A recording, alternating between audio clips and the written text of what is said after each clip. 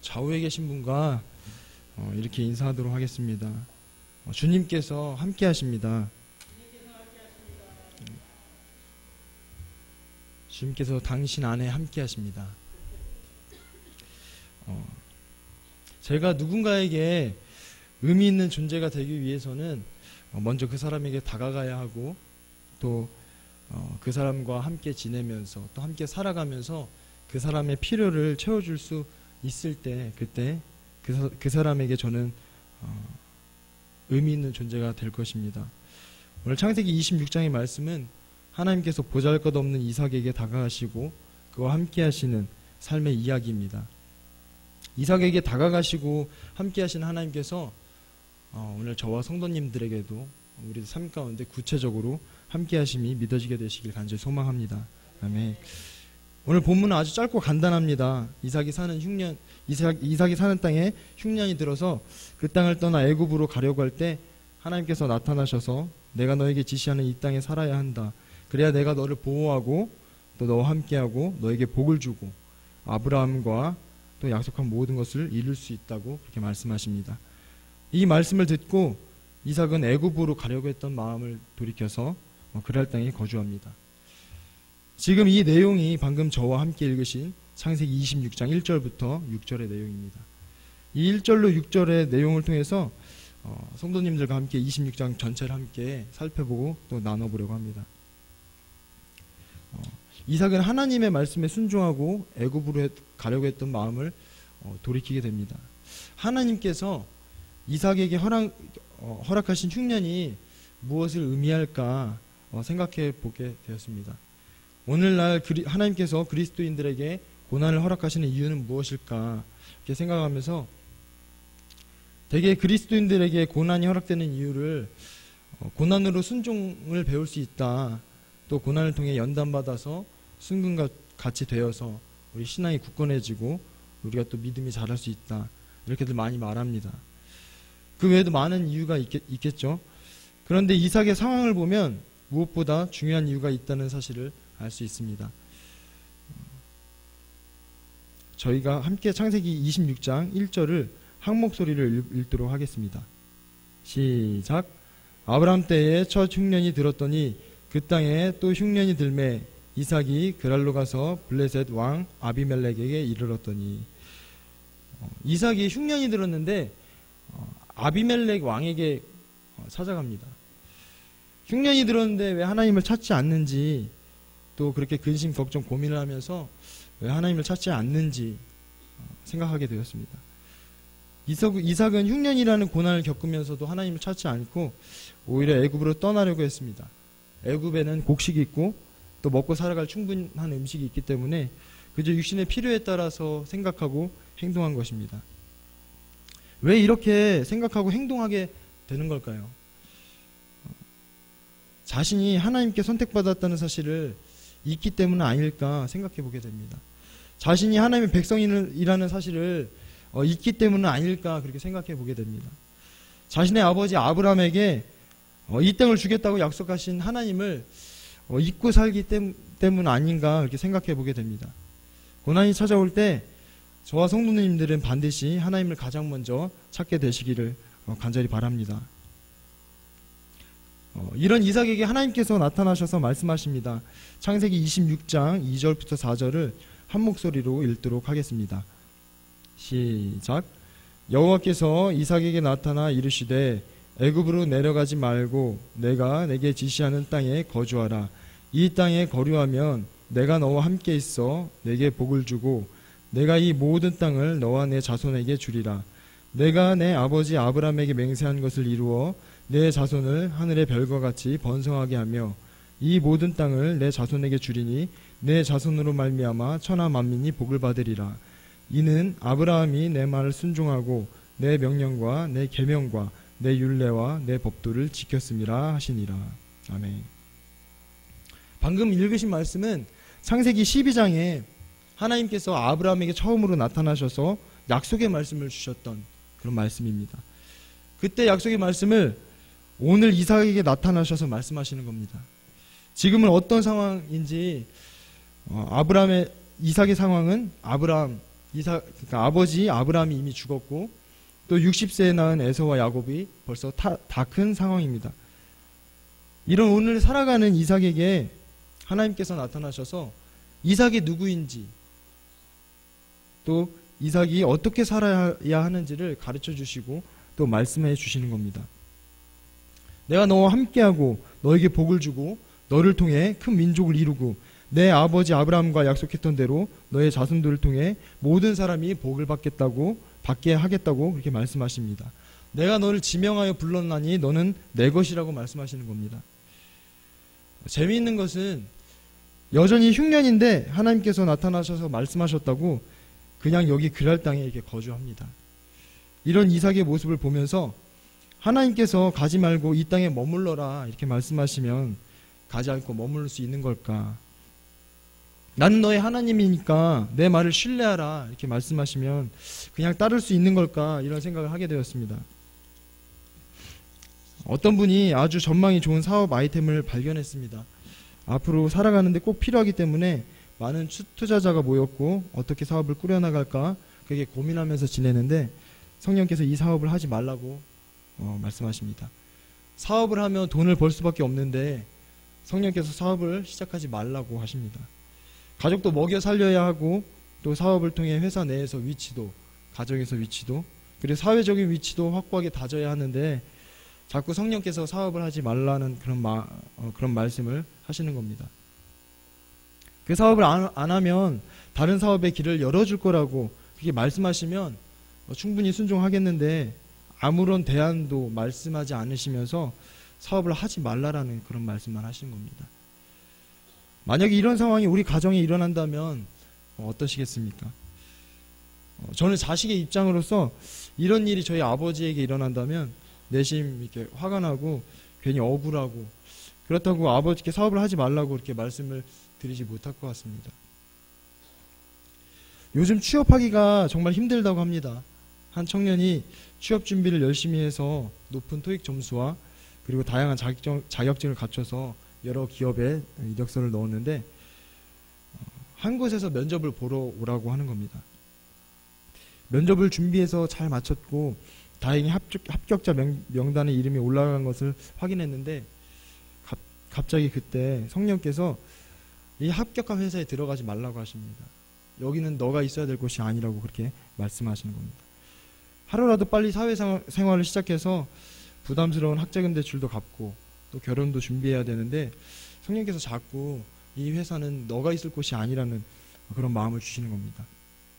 이 직장 내려놓으면 내가 다른 직장 줄게 이렇게 말씀하시면서 그렇게 말씀하시면 기꺼이 내려놓겠는데 아무런 말씀 안 하십니다. 요즘을 살아가는 청년들에게 이런 상황에서 합격한 직장을 내려놓는다는 것이 과연 가능한 것일까 그런 생각을 해보게 되었습니다.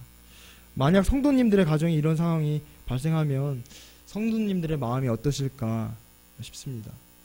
저에게는 여동생이 하나 있습니다. 지금 물론 열심히 일을 하고 있지만 여동생에게 이런 일이 일어난다면 괜히 하나님이 야속하다는 그런 마음이 들 것 같습니다. 여동생도 빨리 취직해서 또 안정된 직장을 가지고 또 결혼도 준비해야 될 텐데 그런 직장을 내려놓으라는 그 하나님이 참 야속하게 그렇게 느껴질 것 같습니다. 하나님께서 다른 대안을 주시면서 하지 말라, 또 가지 말라, 또 나아가라 이렇게 말씀하시면 순종하겠는데 별다른 말씀이 없으십니다. 이삭도 마찬가지로 하나님께서 애굽에 가지 말라고 말씀하시지만 다른 방법을 말씀해 주시지는 않습니다. 그럼에도 오늘 본문 말씀에는 이삭은 순종하면서 나아갑니다. 도대체 어떻게 순종할 수 있는 걸까요? 우리와 다른 점이 있었을까요? 저희 같이 26장 3절 함께 읽어보도록 하겠습니다. 시작. 이 땅에 거류하면 내가 너와 함께 있어 내게 복을 주고 내가 이 모든 땅을 너와 내 자손에게 주리라. 내가 내 아버지 아브라함에게 맹세한 것을 이루어.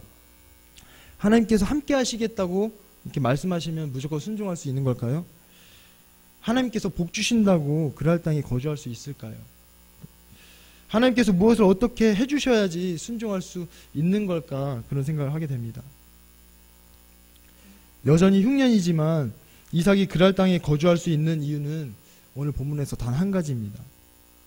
돈을 많이 얻기 때문도 아니고 권세를 얻기 때문도 아니고 그리고 맹세한 것이 이루어 주신다고 그렇게 말씀하셨기 때문도 아닙니다. 지금 하나님께서 나와 함께 하시고 그리고 함께 하시겠다고 그렇게 말씀하셨기 때문입니다. 그리고 그분이 지금 함께 하시기 때문입니다. 하나님께서 이삭에게 애굽으로 가지 말고 그랄 땅에 거주하면 내가 너와 함께 있겠다고 그렇게 말씀하십니다. 단지 당장 찾아온 흉년을 피할 그런 방법을 주시지는 않지만 내가 너와 함께 있어 내게 복을 주겠다고 말씀하시는 겁니다. 이삭이 움직일 수 있는 이유는 이 단 한 가지입니다. 하나님께서 함께 하시겠다는 말씀 하나로 충분한 것입니다. 성도님들 몸이 아프시거나 불편하실 때 돈이 많이 생기면 마음이 평안하시고 또 금세 건강이 좋아지십니까?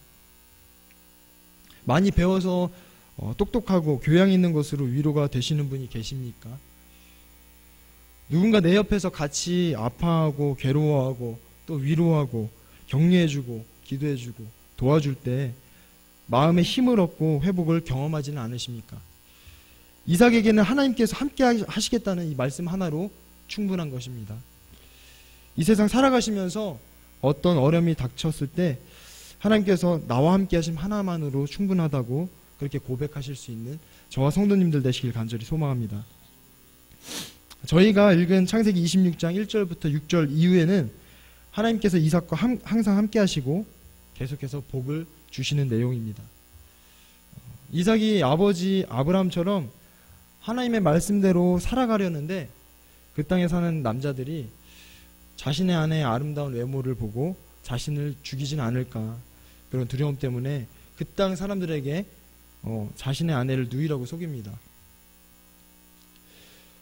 그런데 시간이 지나서 이삭이 아내 리브가를 껴안고 있는 장면을 그랄 땅의 왕이 목격합니다. 왕은 하마터면 자신의 백성들이 이삭의 아내를 건드려서 죄를 지을 뻔했다는 생각에 놀라면서도 모든 백성들에게 이삭과 그 이삭의 아내를 건드린 자는 죽일 것을 명령합니다. 그랄 땅의 백성을 속인 사람은 이삭인데 오히려 그런 이삭이 보호를 받습니다. 창세기 26장 11절 아비멜렉이 이에 모든 백성에게 명하여 이르되 이 사람이나 그의 아내를 범하는 자는 죽이리라 하였더라. 11절 말씀에 하나님께서 등장하시진 않지만 함께 하시겠다고 약속하신 그 하나님이 떠오릅니다. 아비멜렉 왕은 이삭과 함께 하시는 하나님을 보았기 때문에 백성들이 죄를 짓지 못하도록 명령합니다. 뿐만 아니라 하나님께서 이삭의 이러한 부끄러운 허물까지 덮어주십니다. 함께 시편 32편 1절을 저와 함께 읽으시도록 하겠습니다. 시작. 허물의 사함을 받고 자신의 죄가 가려진 자는 복이 있도다. 아멘. 아버지 아브라함에게도 자신의 아내인 사라를 누이라고 속였던 그런 부끄러운 과거가 2번이나 있었는데 이러한 부끄러운 모습이 다 큰 2 아들과 살아가는 이삭에게도 생깁니다. 아버지가 죽음이 두려워서 아내를 누이라고 속였던 사실을 그 땅 백성들을 통해서 그 아들들이 알게 되었다면 얼마나 부끄럽고 평생 수치스러움으로 살아갔겠습니까? 무엇보다도 자신에게 리브가를 아내로 주신 하나님께 얼마나 부끄러웠겠습니까? 하나님께서 함께 하신다는 사실을 까맣게 잊고 두려움 가운데 살았던 삶이 얼마나 부끄러웠겠습니까? 그렇지만 하나님께서 이삭의 이런 부끄러움을 들추지 않으시고 오히려 덮어주십니다. 하나님께서 함께 하신다고 하실 때, 복을 주시겠다고 하실 때 이런 은혜가 있다는 사실을 믿으시길 바랍니다. 삶 속에 부끄러운 모습이 생길 때 그 허물을 들추지 않으시고 덮어주시는 하나님의 복이 저와 성도님들에게 넘치게 되시길 소망합니다. 이삭은 이런 어려움을 겪고 나서 그해 100배의 결실을 얻을 뿐만 아니라 하나님께서 주시는 복을 창대하게 그리고 왕성하게 받게 되어서 거부가 됩니다. 창세기 26장 12절로 13절 이삭이 그 땅에서 농사하여 그해 100배나 얻었고 여호와께서 복을 주심으로 그 사람이 창대하고 왕성하여 마침내 거부가 되어. 아멘. 이렇게 이삭이 거부가 되고 힘이 세지니까 이제 세민한 그랄 땅의 백성들과 그랄 왕이 이삭에게 이곳을 떠나라고 합니다.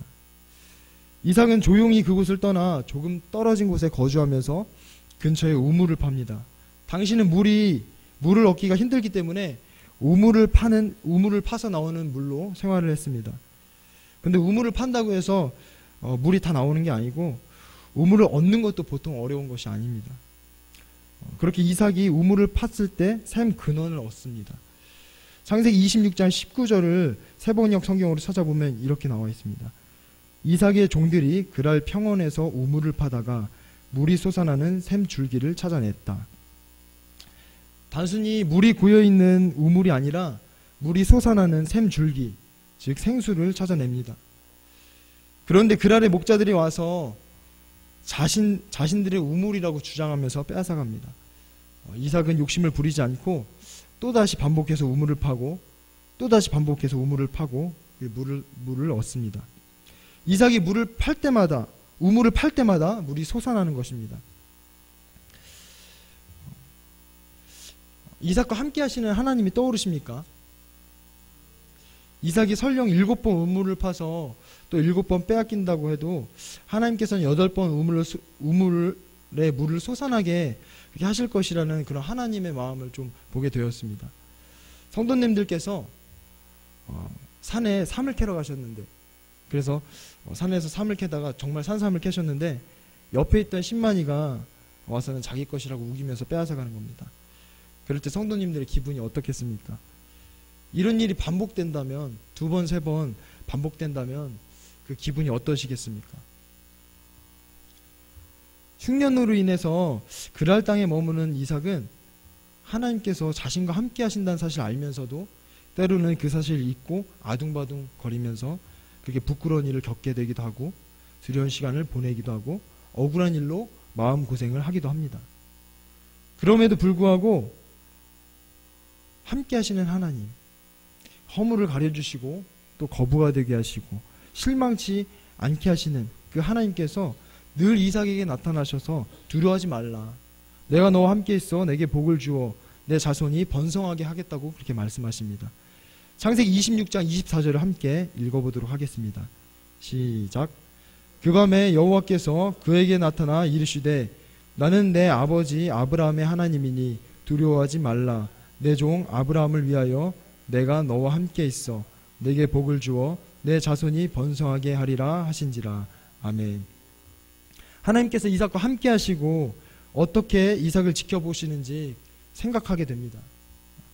흉년인데도 말씀에 순종해서 굶주림을 감수하고 그 땅에서 많은 어려움을 당하면서 살아가는 그런 이삭을 하나님께서 바라보시면서 얼마나 불쌍히 여기시고 또 긍휼히 여기셨을까, 또 하나님께서 얼마나 마음 아파하셨을까, 그렇게 느껴집니다. 그리고 실망치 않게 하시기 위해서, 이삭이 포기치 않게 하시기 위해서 얼마나 많은 계획을 가지시고 그 계획을 또 이루시고자 애쓰셨을까, 그런 생각을 하게 됩니다. 하나님께서 함께 하시지만 사람은 참 연약하고 부족해서 두려운 상황이 닥치면 한없이 작아지고 또 낮아지고 고개를 숙이게 된다는 사실을 이삭을 통해서 보게 됩니다. 하나님께서 이삭과 함께 하시는데 이삭이 두려워하면서 살아갈 때에 그 모든 두려움, 답답한 서운함을 하나님께서 다 녹이시고자 또 계획하시고 인도해 가심을 볼 수 있습니다. 창세기 26장 26절부터 19절입니다. 아비멜렉이 그 친구 아우삿과 군대장관 비골과 더불어 그랄에서부터 이삭에게 온지라. 이삭이 그들에게 이르되 너희가 나를 미워하여 나에게 너희를 떠나게 하였거늘 어찌하여 내게 왔느냐. 그들이 이르되 여호와께서 너와 함께 계심을 우리가 분명히 보았으므로 우리의 사이 곧 우리와 너 사이에 맹세하여 너와 계약을 맺으리라 하였노라. 너는 우리를 해하지 말라. 이는 우리가 너를 범하지 아니하고 선한 일만 내게 행하여 내가 평안히 가게 하였음이니라. 이제 너는 여호와께 복을 받은 자니라. 아멘. 이삭은 하나님께서 함께 하시겠다고 말씀하신 사실을 알고 있지만 자신 앞에 닥쳐오는 수많은 고난들을 그것들이 잊어가면서 또 그저 묵묵하게 견디며 지냈습니다. 그 흉년이 찾아온 그랄 땅에서 견디고 또 견뎌냈습니다. 그런데 그랄 왕 아비멜렉과 두 사람은 그런 이삭을 바라보면서 그와 함께 하시는 하나님을 보았습니다. 이삭이 어려움을 겪을 때마다 그와 함께 하시는 하나님을 보았고 하나님으로 인하여 복을 받아 형통하게 살아가는 이삭을 보는 것입니다. 넘어질 것 같은데, 무너질 것 같은데 무너지지 않는 이삭을 바라보면서 그와 함께 하시는 하나님을 보게 되는 것입니다. 정작 이삭 자신은 함께 하시는 하나님을 잊고 살아갈 때가 많은데 말입니다. 이들은 이삭과 함께 하시는 하나님 앞에서 자신들이 해코지당하지 않도록 맹세를 요구합니다. 그리고 떠나기 전에 이삭에게 고백합니다. 너는 이제 여호와께 복을 받은 자니라. 너는 이제 여호와께 복을 받은 자니라. 세 사람의 고백이 참 마음의 여운으로 남습니다. 너는 이제 여호와께 복을 받은 자니라. 그들은 무엇을 보고 이삭이 하나님께 복을 받았다고 말하는 것일까요? 오늘 창세기 26장은 하나님께서 이삭을 부르시고 함께 하신 이야기입니다.